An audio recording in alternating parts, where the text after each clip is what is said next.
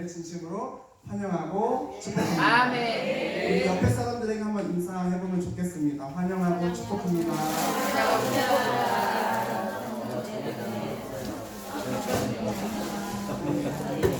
환영하고 축복합니다. 여러분 혹시 벌써 한 주가 이렇게 빨리 지나간 것 같습니다. 엊그저께 여기 이 자리에 섰던 것 같은데 일주일이 너무 금방금방 지나가는 것 같습니다. 혹시 저번 주에 우리가 어떠한 주제로 말씀을 나눴는지 기억하시는 분 계시나요? 맞습니다. 바벨탑입니다. 우리가 저번 시간에는 바벨탑에 대해서 같이 말씀을 나눴는데요. 이번 시간에는 저희가 아브람에 대해서 같이 말씀을 나누려고 합니다. 자, 먼저 우리 바벨탑 같이 복습하기를 원합니다. 자, 죄의 본질은 하나님보다 저기 모세 오경환님 반갑습니다. 그리고 마귀는 내가 왕이라고 거짓으로 속삭인다. 새끼어를 이어간 노아의 아들은 우리도 좀 모세 오경반 한번 위주로 해볼까요? 그렇군요. 그것도 좋을 것 같아요. 여러분 1번 우리 모세 오경방만 해볼까요? 자, 죄의 본질은 하나님보다 마귀는 내가 거짓으로 속삭인다. 자, 새끼어를 이어간 노아의 아들은 아주 훌륭한 우리 모세 오경방 친구들이 여기 있기 때문에 정말로 마음이 뿌듯합니다. 네. 자, 오늘 이 시간은 우리가 이 바벨탑을 같이 했었는데요. 우리 이 바벨탑도 함께 같이 혹시 이 빈칸에 넣어 주실 수 있는 모세 오경방 있나요? 네, 기쁨이 한번 읊어주세요. 그러므로 그 이름을 바벨이라 하니 이는 여호와께서 거기서 온 땅의 언어를 혼잡하게 하셨으니. 아멘. 자, 우리 다 같이 한번 읽겠습니다. 창세기 11장 9절입니다. 시작. 그러므로 그 이름을 바벨이라 하니 여호와께서 거기서 온 땅의 언어를 혼잡하게 하셨습니다. 여호와께서 거기서 그들을 온 지면에 흩으셨다. 아멘.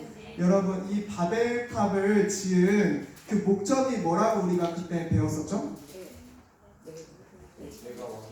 내가 왕이다. 내가 하나님보다 높아지겠다는 중심으로 이 바벨탑 건설을 시작하게 되었습니다. 자, 이 성경을 보는 관점은 우리 첫 번째로는 누가 왕이냐 이거에 대해서 우리가 이 관점으로 첫 번째로 우리가 성경을 보는 것이 굉장히 성경 흐름을 이해하는 데 도움이 된다라고 같이 꾸준히 지금 나누고 있죠. 자, 여기서 하나님을 왕으로 모셔야 하는데 그러지 못한 계열이 등장하죠. 그것은 가인 계열인데요. 이 가인 계열이 계속 이어서 이 라멕 그리고 네피림으로 이어지는 거 우리 같이 공부했었죠. 이 네피림은 특징이 있습니다. 뭐라고 나와 있죠? 모세 오경반? 뭐라고 나와있죠? 이 네피림은? 네피림 우리가 하진 않았습니다. 우리가 아까? 맞아요. 용사라 나와 있습니다. 준영님 정말 감사합니다. 용사라 나와 있습니다. 그리고 이 라멕 같은 경우는 이 가인에 이어서 이 라멕이 네피림 이렇게 우리가 같이 이 가인 혈통 이어지는 것을 같이 공부를 했었는데요. 자, 그 다음에는 하나님을 예배하는 자들도 있었습니다. 이러한 시대 가운데 그들은 바로 셋계열이었죠. 이 셋계열, 이 공동체는 끊임없이 악한 세대 속에서도 불구하고 흐른다. 자, 이 셋계열의 사명은 바로 이 가인 계열을 정복하는 것, 이들에게 하나님의 왕되심을 나타내는 것이 바로 이들의 사명이었습니다. 자, 이 도표 우리 계속 지금 보고 있죠. 여러분 이해되시나요? 이 도표? 네. 그렇죠. 그럼 위의 계열은 무슨 계열이죠? 셋계열. 그러니까 셋계열이 무슨 계열이죠? 그렇죠. 하나님 예배드리는 계열. 그렇죠. 가인 계열은 무슨 계열이죠? 스스로. 맞습니다. 네, 그래서 이제 이 셋계열은 이 가인 계열을 정복해야 합니다. 이들에게 하나님의 왕되심을 나타내야 합니다.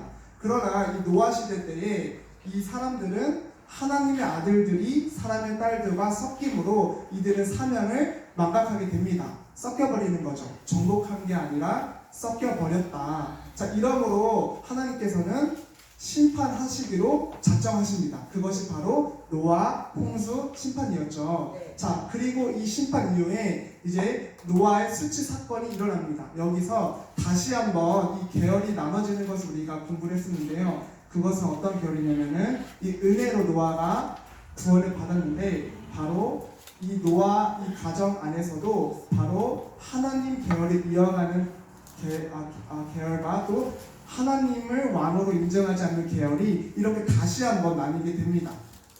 자, 그리고 이 함은 또 이어서 니므롯이라는 사람이 등장하게 되는데, 이 니므롯도 네피림과 같이 첫 용사라고 이렇게 기록이 되었다는 것을 우리가 같이 말씀을 묵상했었죠. 네. 자, 그리고 이 바벨탑, 이 내 왕국 건설, 우리가 이 네피림, 이 니므롯이 바로 창세기 10장에 나오잖아요. 네. 바로 이 한 계열, 이 한 족보에 이어서 등장하는 것이 바로 바벨탑입니다.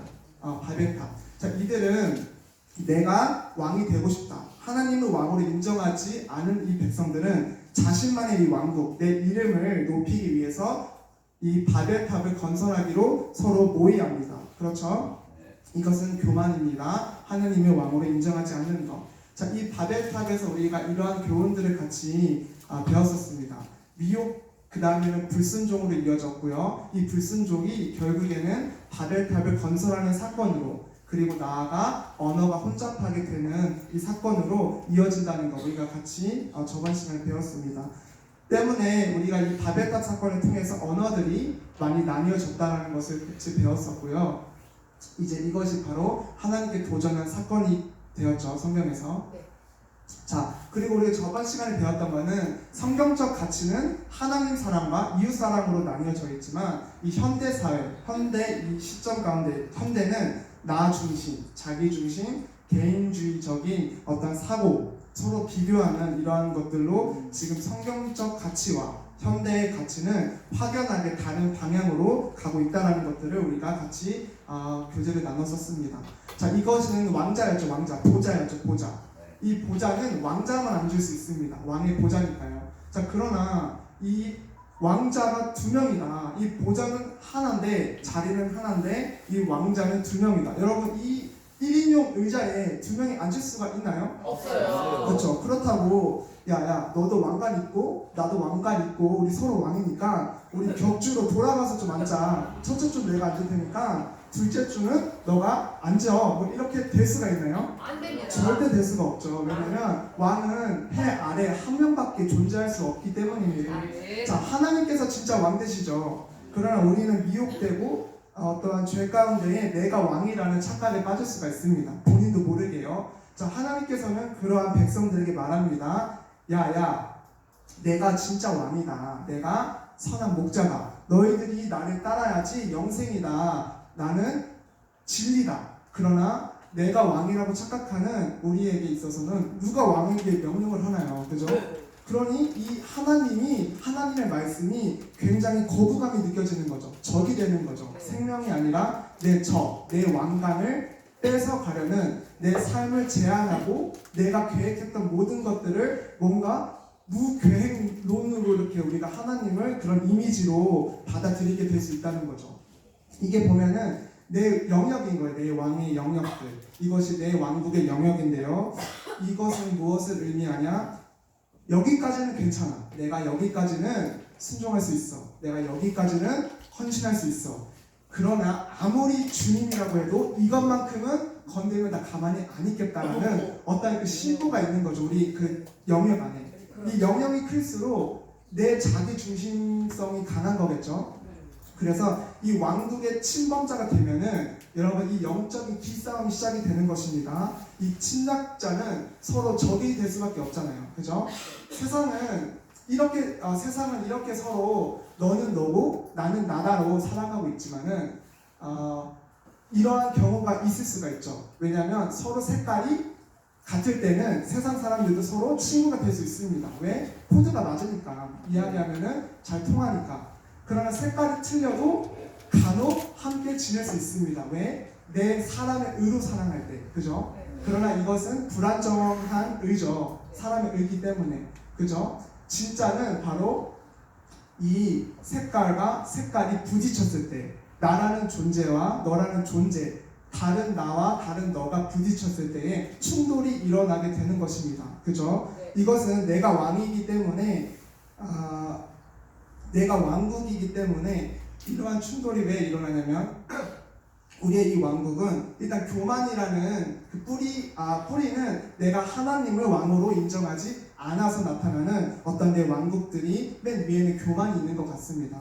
그리고 이러한 자존심, 욕심, 더러운 입술들이 있는데요. 내 왕국에 누군가 침범했을 때, 내 왕국에, 내 눈에 누군가 좀 거슬리는 행동을 했거나, 내 귓가에 누가 거슬리는 말을 했거나, 혹은 뭔가 내가 어떠한 무언가를 했을 때 인정받지 못하거나, 혹은 나보다 잘났거나, 나보다 더 멋진 것을, 나보다 더 좋은 재능을 갖고 있었을 때 우리 안에 어떠한 이상한 그런 것들이 감지가 되는 것이 바로 내 왕의 그 왕국의 영역들이라는 것이죠. 그래서 이 세상은 너는 너고 나는 나로 이렇게 분류가 되지만 사실 하나님 나라는 너는 곧 나다. 우리가 창세기에서 했었죠. 네, 우리. 우리죠, 우리 네. 공동체. 이것이 유기체입니다. 우리가 이것을 이해하지 못하면은 절대 연합할 수가 없는데요. 네. 잠깐만 우리가 설명을 해볼게요. 자, 넌 너고 난 나야라는 이러한 사회 속에서 우리는 살아가고 있습니다. 왜냐하면 서로 각자 내가 왕이라고 착각하고 있기 때문에. 그러나 진짜 왕은 오직 예수님 한 분뿐이십니다. 아멘. 자, 때문에 내가 어떻게 우리가 연합을 할 수 있냐? 여러분, 내 색깔이 파란색인데 저 친구는 초록색인데 우리가 한 공동체에서 한 공동체에서 서로 마주 보게 되었을 때에 우리가 색깔의 다름으로 서로 갈등이 일어날 수가 있습니다. 그러나 내 색깔이 우리가 예수 그리스도의 색깔이 되었을 때에 내 색깔이 죽고 내 안에 오직 예수 그리스도의 색깔이 있었을 때에 우리는 서로 연합을 할 수 있게 됩니다. 요한 1서를 보게 됐을 때 이렇게 말씀하고 있습니다. 그는 즉 예수는 우리 죄를 위한 화목 제물이니. 그리고 이런 표현들이 있습니다. 요한일서 4장 10절입니다. 우리 죄를 속하기 위하여 화목 제물로 그 아들을 보내셨습니다. 즉 무슨 말이냐면은 예수님은 누구의 뜻만 전하기 위해 이 땅에 오셨죠? 아버지의 뜻을 전하기 위해 오셨는데 요한일서 보면은 우리 죄를 속하기 위하여 화목제물로 내가 아들을 보냈다라고 합니다. 즉 왜 이 땅에 보내심을 받았냐? 화목케 하려고 이 세상과 하늘나라 하나님과의 관계를 다시 회복하기 위해서 예수님께서 이 땅에 오신 것입니다. 자, 그럼 그러한 예수님이 아버지의 뜻을 전하는 그런 예수님이 내 안에 만약에 계신다고 우리가 했을 때에 내 안에 내가 없고 예수가 산다면 우리도 이 예수님의 역할처럼 우리도 화목케 하는 사명을 부여받게 되는 것이죠. 왜? 내 안에 예수가 있으니까. 예수가 한 그 일을 내 안에서 예수가 이루어 가기 때문이죠. 그러면은 우리 안에 예수가 있었을 때에 내 색깔이 죽고 오직 예수님의 색깔로 우리가 서로가 예수의 색깔이 되었을 때에 우리는 서로 연합을 할 수 있게 되는 것입니다. 내 의가 없으니까. 그죠? 그래서 예수는 생명 일만 합니다. 맞죠? 예수는 오직 살리는 일만 합니다. 그렇죠? 그런데 우리가 간혹가다 우리가 많은 것들을 여기서 나눌 수가 있지만 특별히 혀에 대해서 나누기를 원합니다. 성경에 보면은 혀에 대한 경고가 굉장히 많이 나옵니다. 특별히 잠언에서 많이 나오게 되는데요. 이 혀는 사실 굉장히 중요한 것 같습니다. 왜냐하면 우리가 혀를 통해서 하나님의 말씀을 전파할 수 있기 때문입니다. 반대로 우리가 혀를 통해서 하나님의 말씀을 전파함으로써 그들의 영을 살릴 수 있지만 반대로 나를 나타냄으로써 그를 죽일 수도 있다는 것이 이것이 진리입니다. 때문에 이 혀가 굉장히 중요한데요. 사람을 살릴 수도 있고 죽일 수도 있는 이 혀는 굉장히 무기가 됩니다. 자, 그런데 우리가 이 혀, 보통 우리가 공동체 생활했을 때에 좀 빗나간 행동들 혹은 어긋난 행동들을 우리가 많이 보게 되죠. 왜냐하면 우리는 연약하니까. 자, 그때 우리는 권면을 해야겠다라는 생각이 들 수가 있습니다. 자, 우리가 권면을 했을 때에 우리가 예수님을 모르면 사실은 이 권면이라는 것이 나를 나타내는 수단 혹은 내가 이 정도로 너를 이렇게 가르칠 수 있는 자상함 혹은 친절한 성격이야라는 내 의를 나타내는 어떤 교묘함이 우리의 이 권면이라는 그 이름 안에 있을 수 있다는 것이죠. 자, 예를 들어 보겠습니다. 자, 늦었습니다. 우리 모세오경반 친구 중에서 늦는 친구들이 좀 있어요. 자, 있는데 자, 제가 만약에 여기서 늦은 것은 여러분 잘못된 행동이죠. 그러면 고쳐야겠죠? 라는 그 마음으로 너 왜 늦었어? 라고 했을 경우에는 여러분 이건 체크메이트입니다. 왜 그렇죠? 너 왜 늦었어는 너의 잘못을 꼬집어 버렸으니까요. 그렇죠. 이것은 상대방에게 정죄감을 줄 수 있는 바로 나를 혹은 그 사람을 죽이는 어떠한 그 언어입니다. 여러분 우리가 예수님을 안다면은 예수님은 절대로 정답을 우리에게 말씀하시지 않습니다. 예를 들면 창세기에서 아담이 죄를 지었을 때에 아담에게 너 왜 그랬어라고 하기보다는 아담아 이름을 부르셨습니다. 그리고 위치를 불렀죠. 너 거기 너가 서 있을 자리가 아니다. 그죠? 우리 이 가인이 아벨을 죽였을 때도 너 왜 그랬어? 라고 하기보다는 하나님께서는 가인에게 물으셨습니다. 위치를 물으신 겁니다. 너가 지금 서 있는 자리가 바로 하나님을 왕으로 모시는 자리니 아니면 너가 주인된 삶이니 위치를 물어보는 것입니다. 때문에 이 친구들 늦었을 때에 너 왜 늦었어? 라고 정답을 꼬집는 것은 사실은 여러분 예수님을 잘 몰라서 우리가 권면, 고쳐야겠다라는 어떤 내 생각으로 나아가는 것이죠. 보통 늦었을 때는 예수님이라면 아마 이렇게 말씀하셨을 것 같아요. 위치를 물어보는 거죠. 너 왜 늦었니? 그렇죠? 밥 먹을 때도 마찬가지입니다. 반찬을 제가 많이 가려서 먹거든요. 그러면은 어떤 사람 저에게 이렇게 말할 수 있습니다. 너 이거 왜 안 먹어?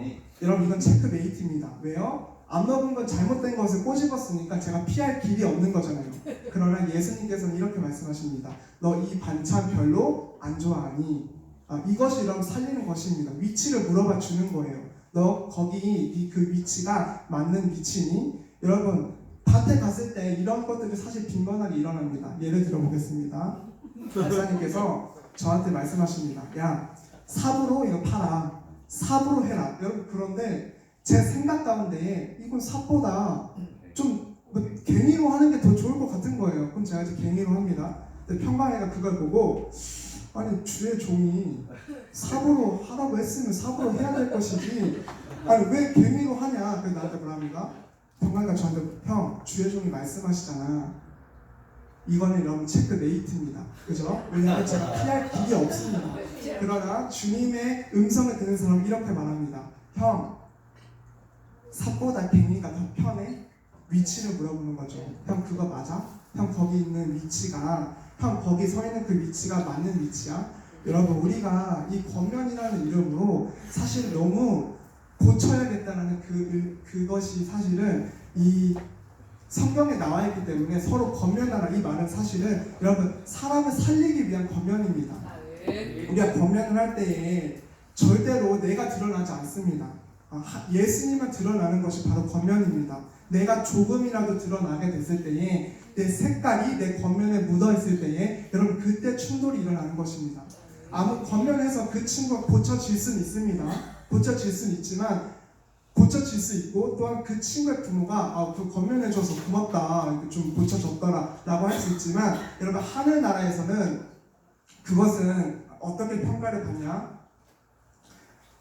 상금으로 평가를 받지 못합니다. 왜냐하면 우리가 성령의 그 생명의 성령의 법으로 주님이 고쳐라고 말을 했을 때 나아가는 것이 바로 주님의 음성을 듣는 사람이지 보이는 족족 아닌 것 족족마다 가서 권면하는 것은 여러분 사실은 내가 고치려는 내 의입니다. 여러분 우리가 이 부분을 굉장히 공동체 안에서 조심해야 될 것 같습니다. 사실 이 부분에 있어서는 우리가 할 말이 정말 많지만 우리가 지금 아브라함에 대해서 같이 공부를 해야 되기 때문에 같이 좀 넘어가도록 하겠습니다. 우리 연합을 하기 위해서는 우리 안에 예수가 있어야 한다. 그다음에 오직 그 예수만이 연합을 하는 연합의 본질이 예수입니다. 십자가입니다. 내가 죽어야지 내 안에 예수가 살아 그 예수가 우리를 연합케 하시는 줄로 믿습니다. 이렇게 나만의 왕국이 있었을 때는 이 생명의 말씀이 굉장히 거부감이 느낄 수밖에 없습니다. 왜냐하면 내가 왕이니까. 그렇죠? 그래서 결국은 사망에 이르게 된다는 것입니다. 이것이 우리가 바벨탑에서 배웠던 것들이고요. 여러분 이제 아브라함입니다. 아멘. 이제 아브라함은 여러분 굉장히 재밌습니다. 재밌고 신나고 여러분 이제 정말 이게 출발점이에요. 출발점. 상당히 여기 몇 개 있지? 5개 있구나. 상당히 있는데 여러분 같이 한번 아브라함 한번 같이 믿음의 여정을 떠나보기 원합니다. 네, 감사합니다. 12장 1절인데요. 같이 한번 모세 오경만부터 이거 저기 우선 거를 그러면 좋은 지혜인 것 같습니다. 여러분 한번 안 보고 한번 해볼까요? 모세 오경만 시작. 여호와께서 아브라함에게 이르시되 너는 나의 본토 친자 아버지를 내가 너에게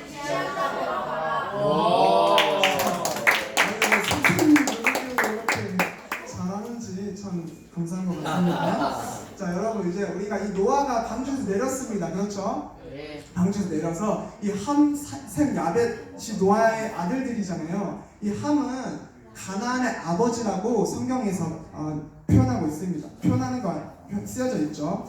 이 함은 저주를 받습니다. 그리고 셈과 야벳도 예언적인 말씀을 받습니다. 그러나 우리가 좀 눈여겨봐야 될 것은 무엇이냐? 이 야벳이 바로 셈의 장막에 거하게 된다는 것이죠. 아멘. 네. 저는 다시 여기서 봤을 때는 여러분 이 은혜로 우리 은혜로만 구원을 받습니다. 우리가 은혜로 노아는 당대의 의인이 되었고 완전한 자가 되었습니다. 완전한 자여서 은혜를 받은 것이 아니라 은혜를 입은 자였기 때문에 의로운 자가 될 수 있었죠. 자, 이렇게 해서 노아의 아들들은 이런 계열로 나눠지게 되었습니다. 자, 무슨 계열과 무슨 계열로 나눠졌다고 했죠? 그렇죠. 1번은 누굴까요? 2번은 누굴까요? 3번 누굴까요? 그렇죠. 이 야벳이 셈의 장막에 거하게 된다고 했기 때문에 이 셈이 성경의 주요 그 줄기가 됩니다. 자, 우리가 다시 봤을 때는 이 함은 낳고 하는데 우리가 여기 빨간색 표시를 한번 같이 보겠습니다. 빨간색은 여기 보면 시돈, 헷, 여부스 보이시나요? 네. 이 아모리, 기리, 가스, 히위, 알가 이러한 족속들이 우리 나중에 금방 배울 거예요. 네. 이러한 족속들을 함은 낳습니다. 일단 눈으로 한번 보세요. 자, 그리고 셈은 낳고 해서 스룹, 나홀, 데라, 아브람을 낳습니다. 아브람의 아버지가 누굴까요? 데라입니다. 이 기억해 주세요. 그리고 이 야벳은 바닷가 땅 근처에 머무르게 됩니다. 우리 다시 한번 이 도표를 봤을 때 여러분 이것이 위에 있는 것이 바로 셋계열 하나님을 예배하는 공동체고 아래는 하나님을 왕으로 인정하지 않는 공동체인데요. 이 노아의 가정들이 계속 서로 연합되어서 하나님의 말씀을 듣고 정말 잘 하나님을 왕으로 모시며 살면 좋았을 뻔했지만은 여러분 그러지 못합니다. PPT로 삭제가 됐네요. 왜 그러지 못하면은 이 노아의 자손들 함이죠. 함은 무슨 계열에 속한다고 했죠? 가인 계열. 이 가인에서 니므롯이라는 사람이 등장하게 됩니다. 그렇죠? 우리 여기서 봤을 때에 하나님께서는 국가를 이스라엘을 만드시기 원하셨잖아요. 우리가 배웠을 때에 여러분 우리가 국가를 만들려면 요소가 필요했잖아요. 주권, 영토, 국민. 여러분 그러나 하나님을 왕으로 인정하지 않는 백성들도 스스로의 왕국을 건설하려고 했습니다. 그것이 바로 이 니므롯인데요. 이 니므롯도 이 바벨탑 말고도 사실 성경에서는 이들이 건설한 것들이 더 있긴 있어요. 그 전장에 보면은 봤을 때는 여러분 이스라엘을 우리가 봤을 때 이스라엘을 봐서 하나님 나라의 모형은 여호와로 출발합니다. 네. 언약으로 출발합니다. 지시할 땅 하나님의 말씀으로 출발합니다.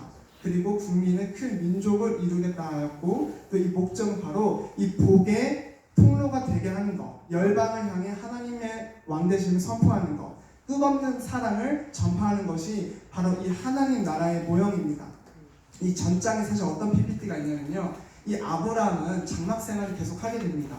나그네의 삶이죠. 이것은 하나님이 주인된 삶, 하늘 나라를 소망하는 삶입니다. 이 니므롯 같은 경우는 스스로 사는 백성 계열이기 때문에 내가 왕이다, 내가 주인이다. 그러므로 이 땅의 것을 소망하면 살아가게 됩니다. 자, 여기 지도에 보면은 이 초록색에 있는 그 색깔이 함입니다. 함이 사는 지역입니다. 자, 그리고 저기 중앙에 있는 노란색은 셈입니다. 셈에서 어떤 자손이 나오죠? 맞아요. 자, 그리고 이 빨간색은 누구의 자손이 사는? 그렇죠, 야벳이죠. 자, 여기 지금 저 가나안 보이시나요? 네. 여러분 저기가 가나안입니다. 여러분 잠깐만 이 지도를 눈으로 도장 찍으시고요. 네. 자, 셈에서 아브라함이 나왔잖아요. 그럼 이 지역 여기가 바로 아브라함의 고향입니다. 갈대아 우르입니다. 일단 눈으로 도장을 찍어 놓으시고요. 자, 여기 봤을 때 이것은 현재 지도입니다. 저기가 가나안이고요. 여기가 가나안이고, 자 보면은 지금 터키가 맨 위에 있죠.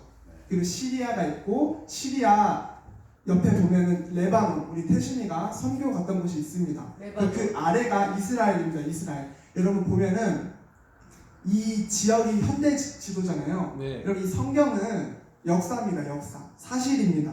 자, 다시 한번 우리가 봤던 성경이 바로 여기를 제가 확대한 것입니다. 네. 여기가 여기입니다. 여기. 네. 보이시죠? 여러분 성경은 역사입니다. 실제 장소입니다.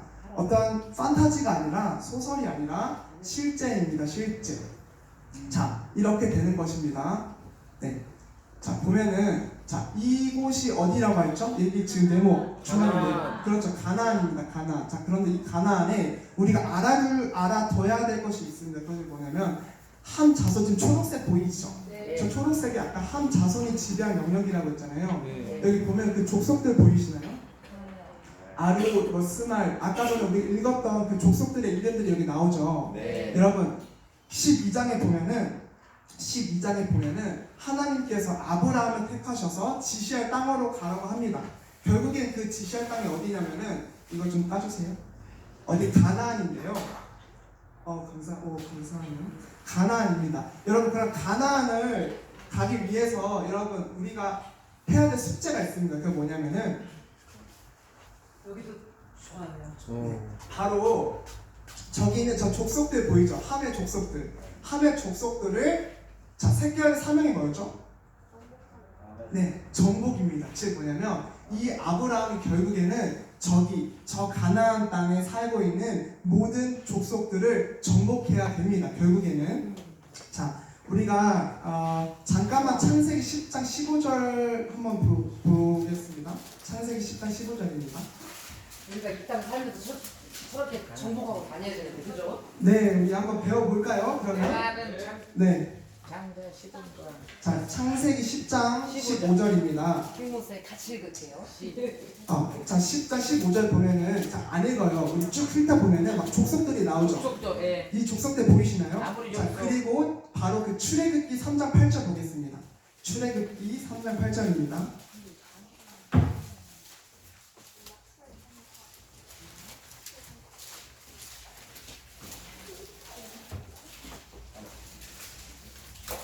자, 출애굽기 3장 8절 다 찾으신 줄 알고 한 목소리로 읽겠습니다. 시작. 내가 내려와서 그들을 애굽인의 손에서 건져내고 그들을 그 땅에서 인도하여 아름답고 광대한 땅, 젖과 꿀이 흐르는 땅, 곧 가나안 족속, 헷 족속, 아모리 족속, 브리스 족속, 히위 족속, 여부스 족속의 집안에 이르려 하노라. 즉 뭐냐면은 이들은 결국에는 출애굽한 이후에 이 백성들 여기 있는 그 족속들을 무찔러야 하는 것이죠.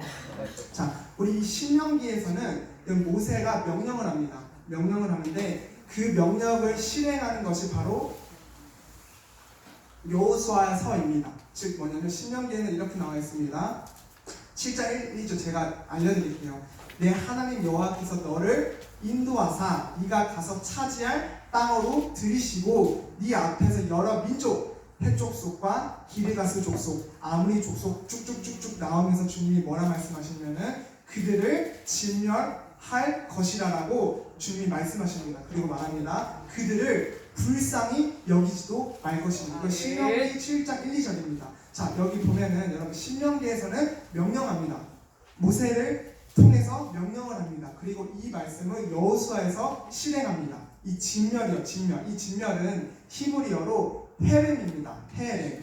이 헤렘은 뭐냐면 본래 이 가나안 정복을 앞둔 이스라엘 백성에게 내려진 하나님의 명령입니다. 자, 이 진멸은 굉장히 우리가 육적으로 읽었을 때는 정말 막 잔인하고 아니 뭐 어떻게 이렇게 다 진멸을 할 수가 있냐, 같이 그냥 더불어 살면 되지, 이렇게 우리가 바라볼 수 있지만 여러분 사실은 하나님께서 원치 않으시는 것은 남기지 않는다는 교훈을 우리에게 주는 것입니다.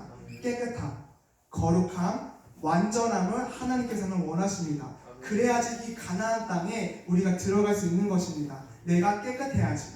여러분 정복, 이 진멸하는 이것이 요구가 되어지는 것입니다. 가만히 그냥 믿습니다. 가만히 그냥 주님을 찬송합니다. 주님을 사랑합니다가 아니라 이 진멸하기, 이 정복하기, 이 진멸과 정복을 통해서 하나님의 말씀을 믿고 순종하는 것이 요구되어지는 거예요. 그래야지 가나안 입성이 가는 것입니다. 아멘. 여러분 우리가 이 창세기 17장에 보면 하나님께서 할례 언약을 하러 나타나십니다. 그리고 말씀하십니다. 내 앞에서 행하여 완전하라. 완전하심을 요구하십니다. 물론 정말 택도 없었어요. 이 아브라함 이때의 믿음은. 그러나 하나님께서는 완전하심을 여기서 이 끝을 미리 말씀하고 계신 것입니다. 완전해라. 너는 내 앞에서 행하여 완전해라. 아멘. 우리가 지금 뭘 하고 있는 거냐면 아브라함의 믿음의 그 여정을 우리 함께 같이 나아가기 전에 백그라운드 지식을 같이 한번 살펴보는 것입니다. 자, 이것이 데라 족보인데요. 11장 한번 27절 한번 볼까요? 11장 27절입니다. 11장 27절이 데라의 족보인데요. 자, 27절 같이 한번 읽겠습니다. 시작. 데라의 후예는 이러하니라. 데라는 아브람과 나홀과 하란을 낳았고 하란은 롯을 낳았으며.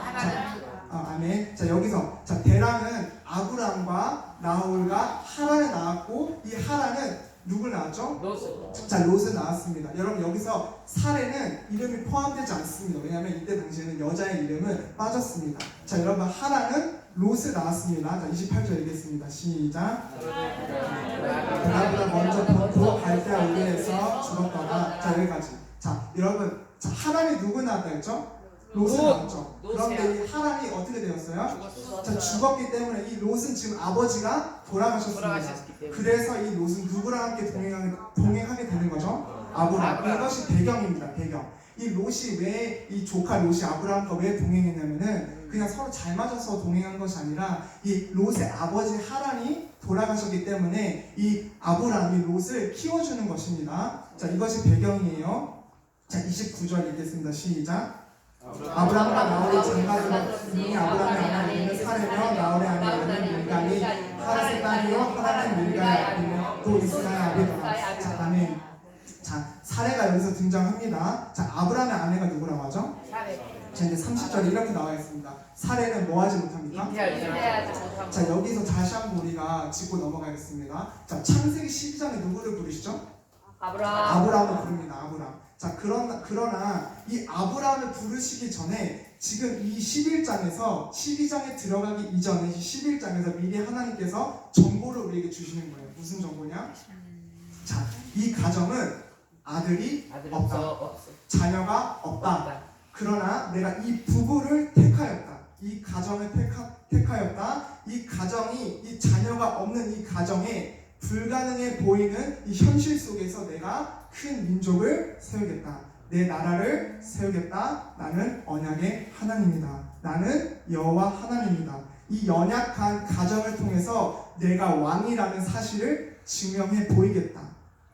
그래서 내가 만왕의 왕이라는 진리를 증명하겠다고 지금 이 미리 우리에게 언지를 주는 거예요. 이 아브라함을 택하기 전에 이 아브라함은 75세 노인의 자녀를 가질 수 없는 바로 아무 어떠한 의미 없는 그냥 그러한 가정이었다는 것입니다.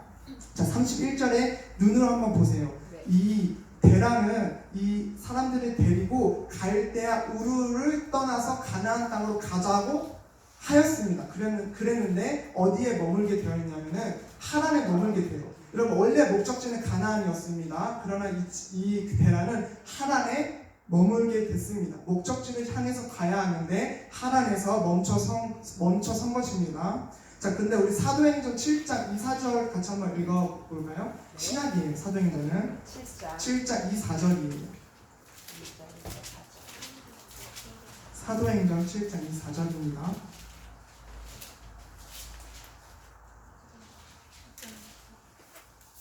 네, 다 찾으신 줄 알고 한번 읽겠습니다. 시작. 스데반이 가로되 여러분 무역들이여 들으소서. 우리 조상 아브라함이 하란에 있어 메소포타미아에 있을 때 영광의 하나님이 그에게 보여 가라사대 내 고향과 친척을 떠나 내가 내게 보일 땅으로 가라 하시니 아브라함이 갈대아 사람을 땅을 떠나 하란에 거하고 그 아비가 죽음에 하나님이 그를 거기서 너희 지방 거하는 뒷 땅으로 옮기셨느니라. 여러분 우리가 창세기 12장에 보면은 시작점이 부르시는 그 장소가 하란으로 되어 있어요. 그래서 우리가 창세기를 읽었을 때 이 아브라함은 하란에서 출발이 되었구나라고 생각할 수도 있는데 사실은 부르심을 언제 먼저 받았냐? 사도행전에 보면은 갈대아 우르에서 먼저 부르심을 받은 것입니다. 이거 착각하시면 안 돼요.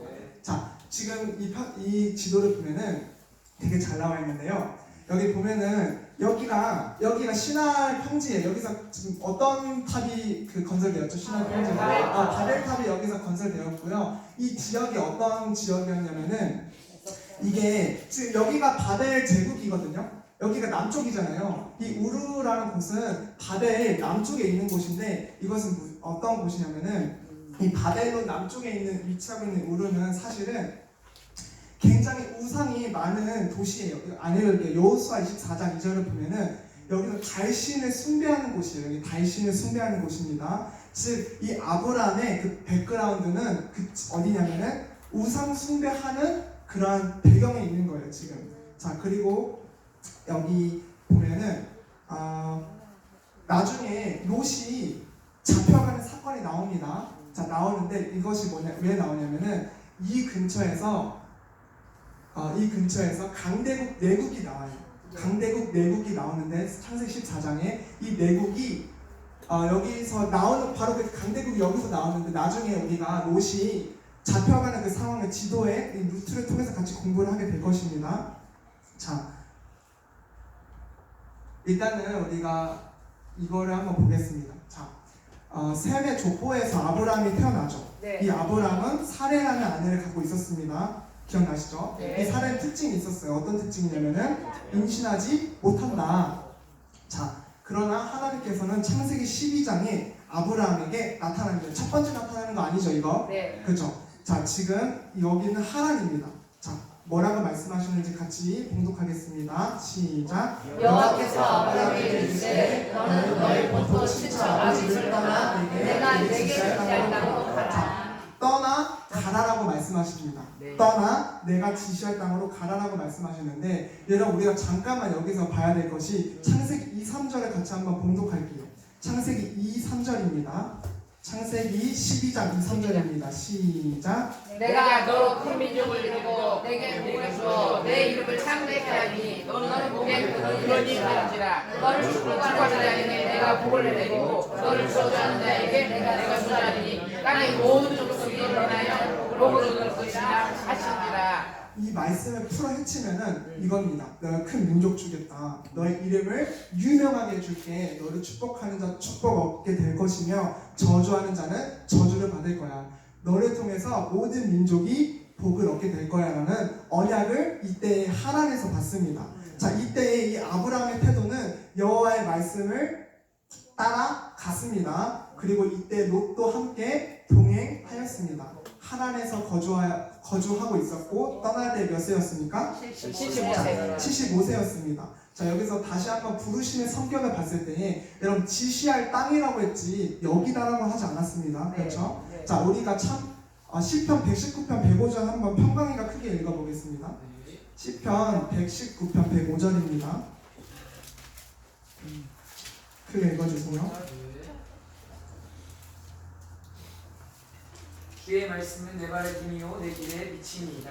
네, 여러분 주의 말씀 내 발에 등이래요. 여러분 이 등은요 이렇게 들고 다니잖아요, 그죠? 이 들고 다니는데 이 등을 들고 다녔다고 하더라도 저 1km 지점에 있는 것까지는 비추지가 못해요. 딱 내 발 등까지만 비춰주는 것이 이 등불이죠. 여러분 하나님의 말씀이 바로 등불 같습니다. 뭐냐면 처음부터 다 보여주는 것이 아닙니다. 차근차근 한 걸음 한 걸음 내 속도에 주님께서 맞춰주셔서 나아가는 것입니다. 이것이 여러분 이 아브라함의 부르심의 성격이었습니다. 처음부터 보여주는 것이 아니라 내가 지시할 땅으로 가라 아닙니다. 여러분 그때 아브라함의 태도는 히브리서 보면은 믿음으로 순종하였다고 나옵니다. 자, 갈 바를 알지 못한 채 나왔다고 나옵니다. 여러분 이것이 보면은 나그네의 삶입니다. 무엇이냐면 이 나그네의 삶이란 무엇이냐? 오직 믿음으로 오직 주만 의지하며 하늘나라를 소망하는 삶입니다. 여러분 우리가 이 아브라함의 여정을 계속 지켜보면 놀라운 일들이 많을 것인데요. 하나님이 말씀하셨을 때 비록 내 그 앞이 보이지 않지만 그 끝에 그 고린점이 어딘지는 잘 모르겠지만은 내가 믿음으로 순종해 나아가는 것이 바로 나그네의 삶입니다. 여러분 천성을 향해 나아가는 하나님의 백성들이지 이 땅의 것들을 소망하거나 이 땅의 것들에 내 눈을 빼앗기지 않습니다.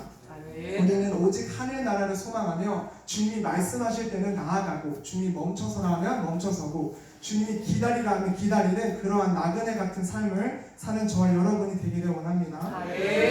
자, 이때 이 지도를 보면은 자, 이렇게 지도가 이게 더 좋긴 한데 글자가 적네요. 네. 자, 갈대아우르 보면 이 갈대아우르는 스메르라는 수도예요, 수도. 굉장히 이때 당시에 이 시대적인 상황을 봤을 때 엄청나게 그 전성기라고 하나요, 우리가? 전성기를 이뤘던 시대인데요. 자, 이때 사도행전을 보면은 떠나라 라고 말씀이 나와 있습니다. 그렇죠? 네. 자, 믿음으로 뭐였죠, 아브라함은? 떠났죠. 네, 여러분 여기서 아브라함이 계속 여기에 주저앉아 있었더라면 정말 이 성경이 어떻게 흘러갔을지 잘 모르겠네요. 네. 주님을 들으셨을 거야. 그렇죠. 판단을. 그렇죠. 네. 맞습니다. 주님 반드시 이루시죠. 네.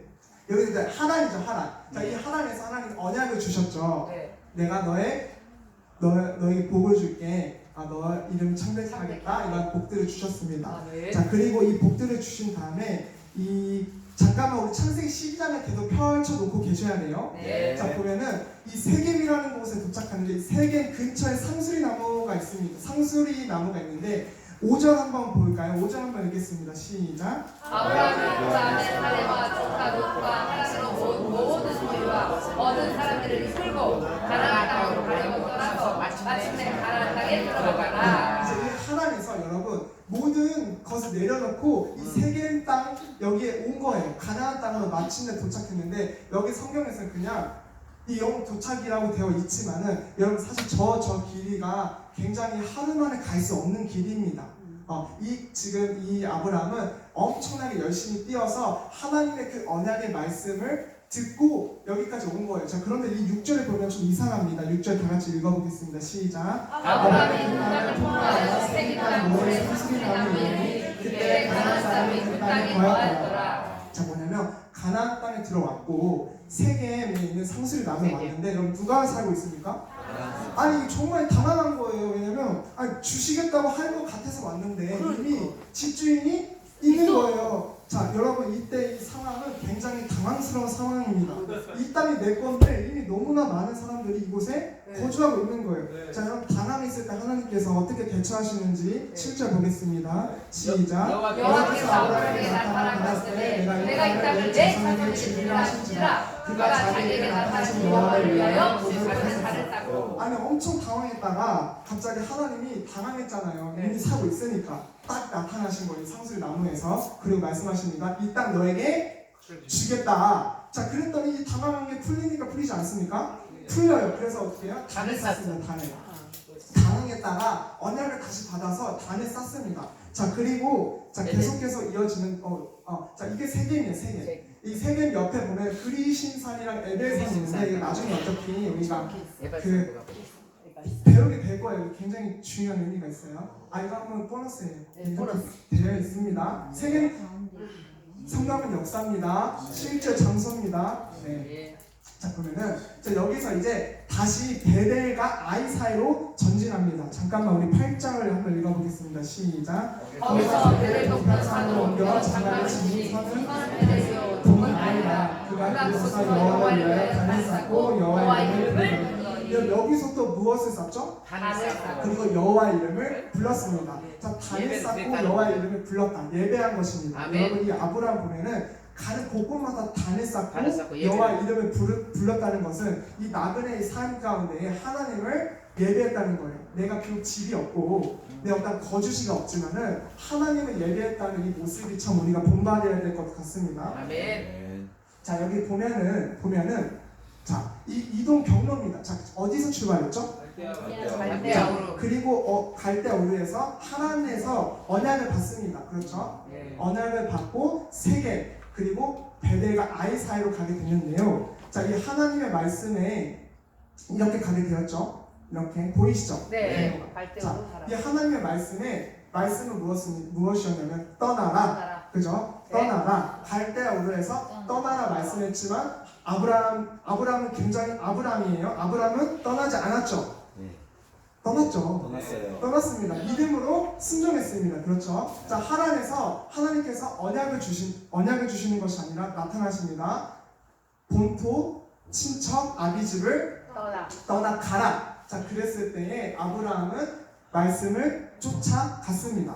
자, 그리고 이 가나안 땅, 이 세겜 땅에서 이제 하나님께서 다시 한번 나타나십니다. 내가 이 땅을 네 자손에게 주겠다. 왜? 너무 많은 사람이 이미 살고 있으니까 아브라함이 당황했을까봐 주님이 다시 언약을 여기서 해주신 거죠. 자, 이 세겜 땅에서 아브라함은 단을 쌓고 좀 더 내려가서 베델과 아이사에서는 단을 한 번 더 쌓고 여호와 이름을 부릅니다. 예배를 한 거죠. 여러분 지금 이거 보이시나요? 자, 아브라함의 태도를 우리가 본받아야 될 필요가 있는 것 같습니다. 자, 이때에 이 창세기 12장 9절을 보면은 점점 남방으로 내려가게 됩니다. 이 남방을 사실 NIV로 보면 네게부라고 나와 있는데요. 이 네게부로 가게 되는 것이죠. 여기에요, 네게부가. 자, 그런데 왜냐면 이게 여기잖아, 베델과 아이사이가. 내려갔잖아, 남방으로. 여기가 이제 네게부인데 이상한 일이 터졌어요. 무슨 일이 터졌냐면은 내려가는데 아니 10절에 그 땅에 기근이 있는 거예요. 아니 하나님이 이렇게 말씀해 주셔서 갔는데 기근이 나타나는 거예요. 여러분 우리도 하나님의 말씀을 따라 순종해 나아갔을 때에 모든 게 막 다 열리고 그러진 않더라고요. 그 가운데에 반드시 고난이 있습니다. 그 가운데에 장애물이 있습니다. 낮춰놓고 시험이 있습니다. 아멘. 낮춰놓고 시험이 있습니다. 자, 그런데 이 아브라함은 굉장히 믿음이 이상해지나. 조금 부족했던 것 같아요. 네, 자, 보면은 지금 어디로 이렇게 화살표가 나와 있죠? 애굽. 이렇게 애굽으로 가게 됐습니다. 자, 이 애굽을 왜 가게 됐냐? 이 기근이죠, 그죠? 기근 때문에 가게 됐는데 사실은 말이 기근인지 보이는 현실인 것입니다. 하나님의 그 말씀보다 현재 내게 보이는 그 현실이 더 안전하다고 내가 착각한 거예요. 믿어버린 거예요. 왜? 하나님의 그 언약의 말씀은 내 눈에 보이지 않지만 내 당장 눈앞에 있는 그 현실은 눈에 보이기 때문에 그 현실을 쫓아간 것입니다. 아브라함은 그 언약을 받고도 믿음이 흔들리는 것입니다. 왜냐하면 아직 그 과정 가운데 있었기 때문에 스스로 살 길을 나서게 된 거죠. 방황입니다. 자, 그런데 이 하나님 말씀을 우리가 이탈했을 때, 하나님 품을 떠났을 때에 가장 먼저 찾아오는 감정이 있습니다. 그것은 두려움입니다. 뭐냐면 여러분 우리가 하나님 안에 있으면 누가 나를 보호해 주시죠? 하나님. 그렇죠. 하나님이 나를 보호해 주시지만은 내가 하나님 품을 떠났을 때는 이제 내가 나를 보호해야 돼요. 그러나 내가 나를 잘 알아요. 내가 얼마나 연약한지. 그러니 두려운 것입니다. 왜? 내가 나를 보호해야 되는데 나에게 그럴 만한 능력이 없으니까. 그래서 두려움에 이 아브라함은 목숨을 잃을까봐 걱정을 합니다. 자, 그 이유는 뭐냐면은 제가 12장을 시간 관계상 빨리 설명을 드릴게요. 자, 왜냐면은 아내가 너무 예쁜 거예요. 너무 아리따운 거예요, 이 사례가. 자, 그래서 이 13절에 뭐라 하냐면은 야, 나 거기 가면은 나 이렇게 해칠까 나 두려우니까 너 누이라 해라. 나 무섭다. 자, 이 14절에 애굽에 이르렀을 때 애굽 사람들이 그 여인의 심히 아름다움을 보게 됩니다. 그 15절에 왕까지도 그 여인을 굉장히 좋아하는 그런 모습들이 있습니다. 그래서 아브라함 후대합니다. 가축들 주고 소유 어떤 재정적인 어떤 물질적인 것들을 주면서 그 사례를 데리고 옵니다. 자, 그랬는데 17절에 안 되겠다 싶어서 하나님이 개입을 하세요. 그리고 바로와 그 집에 큰 재앙을 내리십니다. 그래서 다시 그 아내는 아브라함 품으로 돌아올 수 있게 됨과 동시에 받았던 그 소유가 있잖아요. 그 소유 재물도 많아지게 되는 것이죠. 이렇게 하나님의 그 말씀에 이탈했을 때에 이러한 말도 안 되는 고난을 겪게 되는 거죠. 자, 그랬을 때에 지금 보면은 이렇게 쭉 갔다가 애굽에서 다시 돌아오게 되었죠. 자, 돌아오게 되었는데 자, 어디로 돌아오게 되었냐면은 자, 우리가 이거 아까 배웠던 거잖아요. 그죠? 아브라함 이동 경로입니다. 다시 돌아오게 됐는데 자, 아브라함 이동 경로를 보면은 점점 남방으로 내려갔잖아요. 그게 애굽이잖아요. 도착해 보니 여기는 내가 살 수 있을 줄 내가 생각했으니까. 자, 그리고 다시 이 애굽에서 하나님의 은혜로 베델과 아이사이를 거쳐 세계 다시 모래 상수리 나무로 돌아오게 됩니다. 제자리죠. 자, 여기서 이 아브라함의 상황은 무엇이었냐? 땅의 기근이었습니다. 현실적인 문제였습니다. 이 현실적인 문제 때문에 아브라함의 태도가 믿음이 흔들리는 태도가 나왔던 거죠. 그리고 이 애굽에 갔을 때, 즉 하나님의 그 언약의 장소에서 벗어났을 때에 두려움이 찾아옵니다. 그리고 이 두려움을 극복하기 위해서 이 아내를 내 누이라고 속이는 사람의 방법을 사용합니다. 우리도 이 하나님의 품을 떠났을 때 하나님 내가 내 스스로를 보호하기 위해서 혹은 안전한 곳으로 대피하기 위해서 어떤 문제를 해결하기 위해서 내 방법, 내 생각, 내 경험들을 동원하는 것 같습니다. 여러분 그러나 열매는 정말 좋지 않았죠. 아내를 빼앗겼으니까. 자 그리고 이 베델과 아이 이 세겜 사이에서 애굽에서 하나님의 은혜를 체험하고 그 소유가 많아졌죠. 그리고 다시 그 처음 제단 쌓는 곳으로 돌아와 단을 쌓고 여호와 이름을 부릅니다. 아마 이 단을 쌓고 여호와 이름을 부른 것을 보면은 아마 이 이집트 애굽에서 많은 것을 깨달았던 것 같아요. 자 그럼 여기 다시 한번 보면은 여기 우르죠. 여기가 부르셨습니다. 그리고 여기서 떠나라고 말씀을 하셨습니다. 네. 자 그리고 여기서 언약을 받게 되고요. 이 가나안 땅의 약속을 받습니다. 그래서 제단을 쌓고 자 그리고 기근이 찾아옵니다. 기근이 찾아서 애굽에 내려가지만 여기서 이상한 일들을 겪게 됩니다. 자 그리고 다시 가나안 땅으로 올라오게 되고 처음 그 제단 쌓은 곳에서 제단을 쌓고 여호와의 이름을 부르게 됩니다. 자 여기서 이제 재산이 많아졌습니다. 이들은 재산이 많아져서 이 아브람과 사레 그리고 롯이 항상 동행했었죠. 이들이 재산이 많아졌는데 이 땅을 성경에 보면은 이들이 함께 거주하기에는 넉넉지 못하다고 나와 있어요. 그래서 이들의 목자들이 서로 다툽니다. 여러분 우리가 소유가 많았을 때 여러분 이때 이전까지는 얘네 둘이 다퉜다는 표현이 안 나옵니다. 그러나 소유가 많아졌을 때에 이들이 다퉜습니다. 여기서 우리가 무엇을 할 수 있냐? 가진 게 많아질수록 내가 지켜야 될 것이 많아질수록 우리는 서로 다투게 되어 있는 것 같습니다. 아멘. 그래서 우리가 언제나 내가 많이 있든 내 소유가 적든 많든 언제나 나그네의 삶처럼 모든 소유는 주님 것임을 인정하고 없는 자세로 살아가는 것이 중요한 것 같습니다. 아멘. 이래서 이 아브람은 파격적인 제안을 하게 됩니다. 무엇이냐? 롯, 네가 우루 간다고 하면 내가 자로 가고 네가 자로 간다 하면 내가 우루 갈게라고 이 아브람은 믿음의 사람답게 먼저 선을 베풉니다. 자, 이 롯은 그래서 눈에 보이는 애굽 땅과 같은 눈에 보이는 마치 여호와 동산과 같은 이 요단 땅을 선택을 합니다. 그리고 이 아브람은 자신이 이 기근이 있었던 그러나 하나님께서 말씀하신 이 언약의 땅에 머무르게 됩니다. 여러분 이 롯을 보면은 우리 눈에 보였을 때에 이 요단 땅은 사실 이 가나안 땅보다 지리적으로도 그렇고 우리가 거주하는 데 있어서도 그렇고 사실 비교도 안 될 만큼 굉장히 좋은 땅이었습니다. 우리 눈에 보였을 땐 그래요. 그러나 우리가 눈에 보이는 그런 장소에 따라가는 것이 믿음의 사람이 아니라 하나님께서 말씀하신 곳, 하나님이 부르신 곳에 있어야지 그것이 우리 믿음의 사람인 줄 믿습니다. 이 아브람은 언약의 땅에 있었습니다. 이 나중에 다음 시간에 우리가 공부하게 될 건데요. 이 아브람과 롯은 굉장히 재미있는 사건들이 일어나게 됩니다. 이 가나안은 장래 기업으로 받은 땅이죠.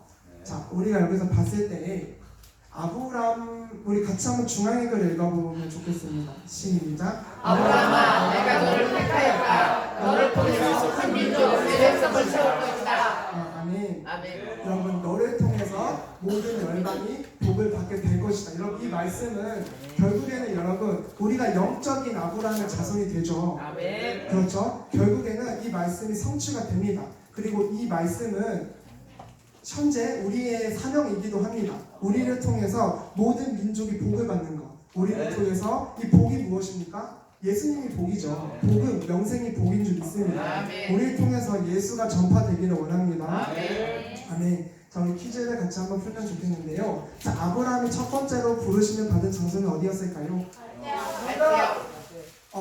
정답. 청년부. 갈대야 우루. 네, 사실 뭐 이렇게 먼저 이따 드릴게요. 어느 단계? 네. 맞습니다. 일단 어려웠습니다. 자, 그리고 이 말씀을 받은 그 장소는 어디였을까요? 맞습니다. 하나님이었습니다. 자, 하나님의 말씀에 아브라함은 어떻게 행동했나요? 순종했어요. 순종. 그냥 순종 안 했어요. 그렇지. 갈바라. 아니, 그냥 순종을 하진 않았어요. 말씀에 의지. 재단을 썼어요. 말씀을 쫓아갔다. 순종은 하는데 말씀을 쫓아갔다. 말씀을 쫓아갔다. 신경 사절. 뭐라고요? 믿음으로 히브리서 믿음으로 순종. 여러분 아 맞아. 중요한 게 아니에요. 믿음으로 하는 것이 중요합니다. 철의 생명이에요. 생명. 철의 자, 생명이에요. 그리고 아브라함이 첫 번째 단을 사실은 세계 그 상수리 나무예요. 이거 잘못 쓴 거예요. 자, 그리고 아브라함이 애굽으로 내려간 이유 맞아요. 근데 그 사실은 근본적인 이유가 있어요. 맞아, 주님을 신뢰하지 못했습니다. 뭐냐면 현실천리한 거죠. 여러분 사실 우리가 봤을 때는 아니 여기 계속 있어야 되는데 너무 막 어떻게 내려갈 수가 있는 이 세상인데 그렇죠. 근데 이게 우리의 모습이에요. 우리의 모습. 그죠? 마지막으로 내려갔어요. 우리 모습인 것 같아요. 낮춰놓을 때. 낮춰놓을 때 굉장히 그렇습니다. 네. 네, 봤을 때 우리 1번 같이 읽어보겠습니다. 시작. 수정을 내려서 명령을 드리라. 여러분 이 아브라함 정말 대단한 것 같지 않습니까?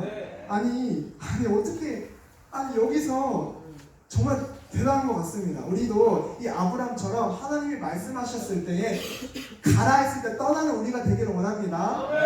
아니 그럼 이 정말 너무 멋있는 삶 같아요. 자 2번 읽어보겠습니다. 시작. 믿음은 바라는 것의 실상이요 못하는 것의 증거이다. 왜 그렇습니까? 아브라함이 갈 바를 알지 못한 채 나아갔잖아요. 믿음으로 나아간 거잖아요.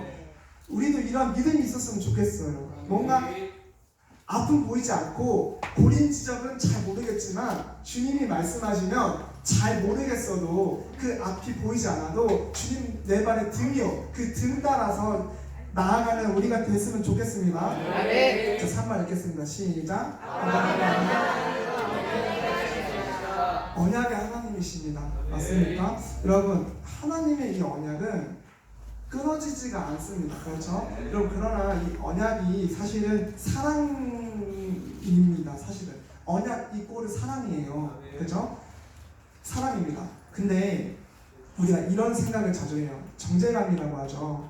내가 하나님의 말씀을 이탈했을 때에 내가 어떤 죄를 지었을 때에 하나님 나를 바라봤을 때에 와, 난 진짜 못나 보이고 굉장히 연약해 보이고 이미 너무 멀리 온 것만 같고 뭔가 그런 마음이 들 수가 있습니다.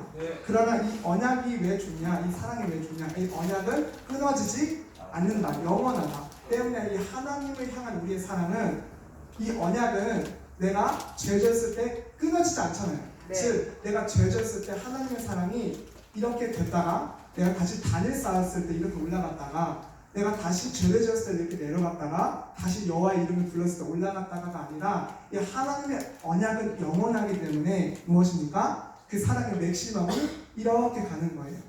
그것이 하나님이 우리를 바라볼 때의 그 사랑의 시선입니다. 흔들리지 아니야. 아멘. 여러분 우리가 이러한 하나님의 사랑을 받는 자녀들입니다. 여러분의 사랑받는 자녀처럼 살아가는 저와 여러분이 되길 원합니다. 여러분 색깔이 다 다르죠? 우리 예수 그리스도의 색깔로 연합되길 원합니다.